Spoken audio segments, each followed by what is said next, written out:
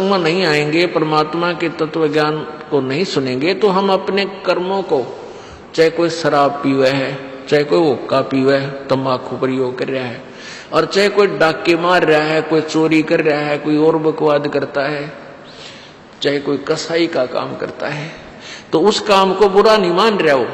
यदि उसने बुरा मान रखा हो तो उसने करे को ना, उसी दिन त्याग देगा। तो उसने उस काम, जो कर्म को वो कर रहा है, उसने अच्छा मान के कर रहा है। लेकिन अच्छे और बुरे का तो परमात्मा के विधान की तुलना से पता चलेगा।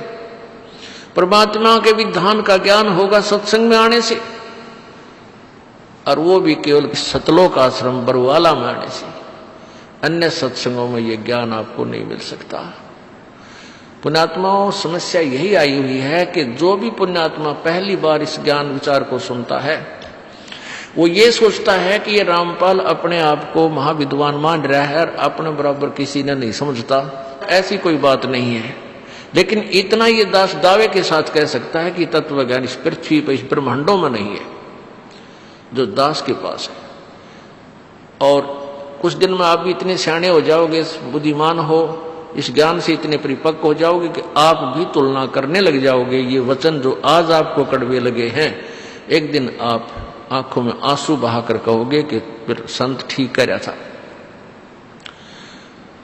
परमात्मा भी कहा करते थे, जैसे गोरखनाथ जी से प्रभु ने कहा था कि तेरी साधना गलत है, तू ऐसे ऐसे काल के जाल में है। गोरखनाथ जी ने कहा था कि तुम मेरा वचन मोए कड़वा लगे, तो परमात्मा ने कहा था कड़वा लगे सो मीठा होई, हमारी बात पतिज रोई।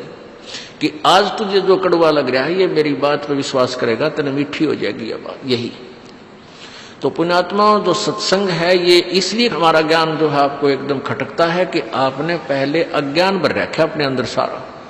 इन नकली संतों, ऋषियों, महर्षियों की वो शास्त्र विरुद्ध अनुभव की पुस्तकें पढ़ रखी हैं और वो उनके विचार सुन रखे हैं, जिस कारण से आप जी को इस यथार्थ ज्ञान भी एक बार गलत महसूस होता है।